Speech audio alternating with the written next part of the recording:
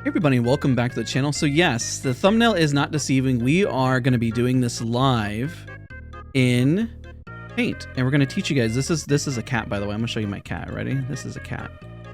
And I'm going to put a little smiley on it. Oh gosh. Okay, hold on. Everything was perfect up until this point. There we go. It's smiling. Let me fix the smile. It's smiling. There we go.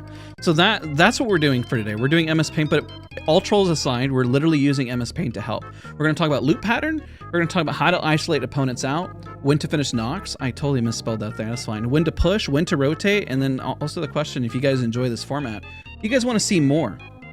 That's going to be the big question. So my cat goes away. Now, one of the most important things is to have a good loop pattern. You got to pretend you're speed running Apex Legends. What we're going to do is we're going to have different colors for different individuals. Now, for one of them, let's use green. Let's say if you weren't contested, you were going to use this loop pattern. If you landed here, you hit the bins on the outside, you run inside, you hit the loot, and then go back inside, and then hit the loot here. Then you go up this little pattern here, and then you go in the center and finish your loop pattern there, right? This is one loop pattern. Now let's do another one. Same thing. You hit the bins out here if you're not contested, right? You go out here, hit this, go back inside, get this loot right here, and then you meet in the center. Now another loop pattern, let's say the last one here. Let's say somebody lands on these bins first, goes up here, hits this, hits the bins on this outside, maybe hits a crafter, and then loots in the center, right? It's just the general idea. Now the beauty behind this is that everyone is meeting up in the center POI right here, right? Now, why is this important? Because you're closer to your teammates, and then at this point, where you want to rotate to, you can rotate towards this area, and all be done. You can rotate towards this part of the zone, wherever you need to go, and rotate to an ideal location. If you don't loot properly, this is an example of what happens when you don't loot properly. What I see consistently, and this wastes time. Sometimes you have somebody, we'll use it in like a bright red, and I've seen this many times. Somebody will land in the center right here, which is fine. They loot, and then they go out here, and they say, oh, wait, I actually need to double back here. And then they loot here, and then they go back because they need to go loot, and they go up here, and then they double back again, and they loot, and it's just a mess. And this wastes a lot of time. Essentially, you can be more efficient by going to one spot and then looting it properly, and then essentially being done by having all the efficient weapons and guns that you need. The biggest problem is that most individuals don't think like this. So if you're watching this guide, well, this is going to help you with your loot pattern. Instead of having to double back, go here, then go back over here, then go back over here, and then say, oh, I need to go over there instead. You know, actually, I need to loot this way. All that time could have been used efficiently and then rotating to the next fight, getting involved, or going to a safer spot and zone.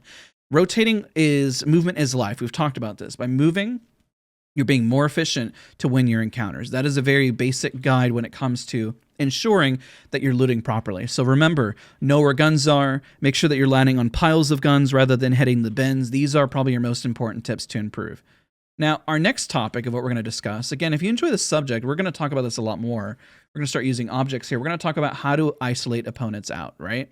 So let's say we have opponents here together, and then we have one opponent this way, right? This is what we talk about isolating opponents, essentially. Now, say we're green, right? And we're all right here, and we're all behind, let's say, a wall, right? We'll put a little wall right here. Make it a different color. There we go. So this is our wall.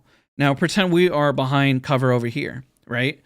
Now, I know this seems very obvious for some. I understand that, okay? Bear with me. This concept never leaves this simplicity, okay? Now, when we think about where to go from here, it's really important to say, okay, well, who do you push? Well, when you Bloodhound scan and you scan an opponent, then you really need to go towards this enemy and isolate them out, right? Now, there are some factors of what this can mean as well. Do they have a good beat on you? But even then, can you rotate? Can you use utilities such as, let's say, a cat wall? Can you smoke it out? Can you use utility to jump across, maybe like a Vantage or Revenant? Can you go to lower ground and then use a Horizon Q to get up to this opponent? The idea is to always isolate an opponent out so then you're able to push. If you can't isolate an opponent out, this is where it's another thing. Well, let's talk about finishing an opponent. We'll just go by the list, right? Let's say somebody is knocked. Let's kind of segue this, right? Let's say this person gets knocked, right? And they start crawling away. That's a very bad version of an arrow. Let's say they start crawling away. Should you finish this target? Well, the answer would be yes. In this circumstance, if they're crawling away and trying to get rezzed, you should try to finish that target. It's important. Now, let's say in this scenario, this person is no longer here. I don't know if I can erase that very quickly. That's horrible. Well, let's just run with it. Let's pretend this person isn't here anymore, right? And this person is actually over here now with you guys.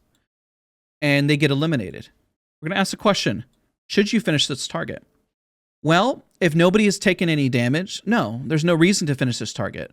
Let's say you got a crack. If you're wasting time, let's say one person is wasting efforts here finishing this target, but two are already running over. This is effectively right here a 2v2 scenario.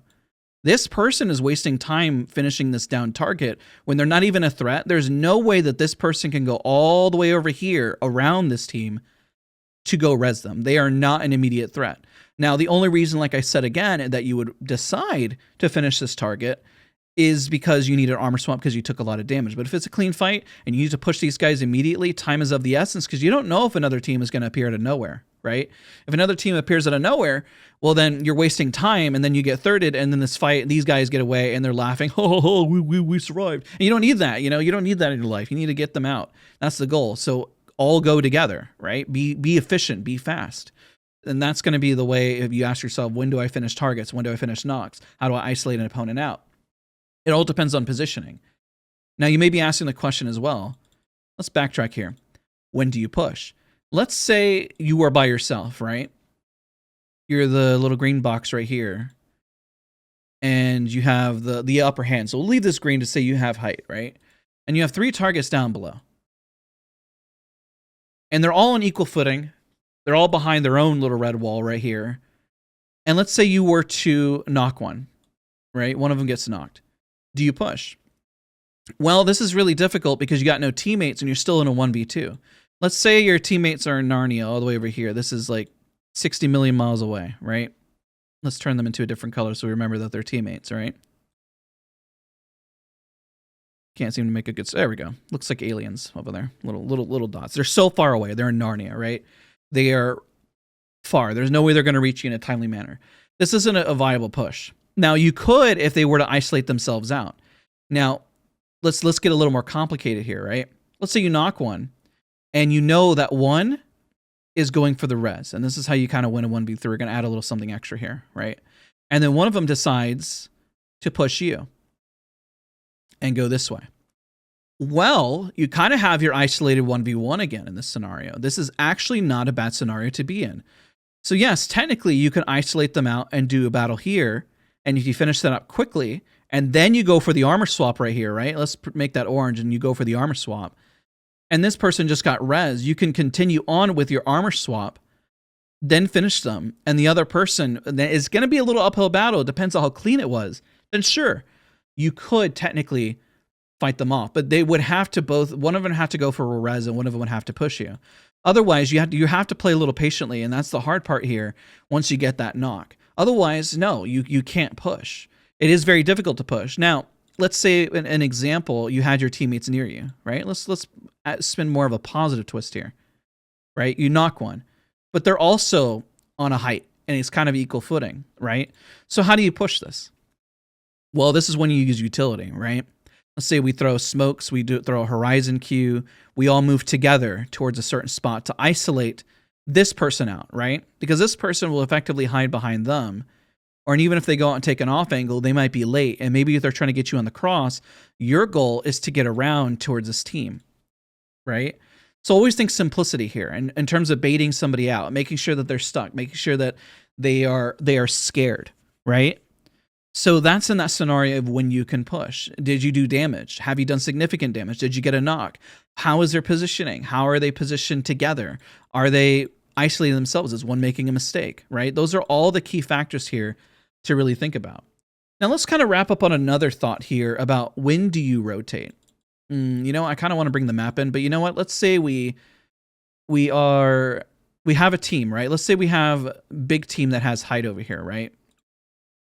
Let's use this scenario when you rotate. I think this will be a more simple version. Let's say they have height, right? They're the best, right? And then we have another team at another distance. We'll try to change that color. Let's do red, right? Put a wall. Let's say they have height. Awesome. Now let's say we have another team nearby They're kind of in the distance. They're far away. Let's just say for simplicity's sake, they're far away, right? They don't want to fight. They're in zone. So we're going to make this into a little curve right here, right? And say they have zone. They have priority over there. We'll put in green because that's awesome. They have zone. Now we need to run up, and we're going to be blue this time around. And maybe it's not the best walk up, right? Now they have somewhat of zone. Let's go ahead and say that. But how do we know when to rotate? How do we rotate, right? Maybe there's some blocks over here, maybe some cover that we can utilize, some buildings, right? They happen to have the big building. They have the best spot, they have height, everything is good for them. Now, when you're pushing, this also kind of goes into the question of when do you push, right? So we could work our way in. Let's say we keep going back and forth, everyone keeps shooting back and forth, but nothing happens.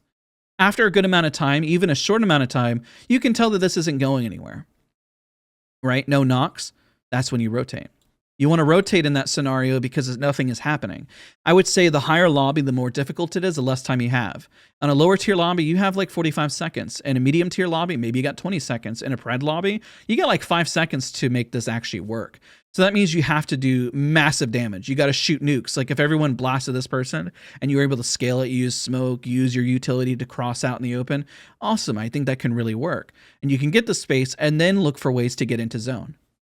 Right? But if nothing's happening, then you need to rotate. You need to get away because that fight isn't happening right now. But of course, you're going to run into them later. But maybe this team will make a mistake by fighting each other, and then you can third party. Right? So what I want you guys to do, this is a very simplistic version, kind of starting out with some basic questions that I want you guys to ask a lot of. And I feel like there's a lot to learn here with just, I know it's silly, it's MS Paint, but there's a lot of concepts here that we can learn. You see how we're using cover here by rotating? Those are the key foundations. And while it seems simplistic, I promise you anybody on a pro level makes these mistakes all the time. They don't know good loop patterns. They don't know about isolating opponents. You're looking for a mistake. You're looking for someone to be by themselves. You're looking to see what information you're gathering. A fight is only viable if you decide to do it together. And if you decide to rotate together, and if you're able to do something effectively. Rotating to zone together is not a bad thing, but if you only rotate together as a group of two, that's bad. Because this person then gets isolated out, and then there you go, you're rotating into a death trap, right? Then you're pretty much screwed and you can't do anything. That's it. So this video, I want to create this as a series and talking about these concepts, but you need to comment down below. Let me know all those infamous questions that you ask about how to win a fight, how to win a 1v3. I think we started a bit of a basis here. We can go into much more detail, and I'd love to take those concepts and type them up on a notepad and answer them and then draw them out. Remember, with every counter I'm giving you, there's another counter to that. Right? Let's say this team above, right? We can put this in theory, is pushing up, but they get a massive crack or a knock. Then they can scale down, and then guess what? They can rotate afterwards. They have many options. They can rotate 2 different ways, right? They have an ability to rotate to many different ways. So guys, let me know what you think of this video concept. I'm really excited. I know this is strange, but it's different, and I wanted to kind of talk about different things like this. So thank you guys so much for watching. Don't forget to leave a like, comment, and subscribe, and I'll see you guys all hopefully in the next episode.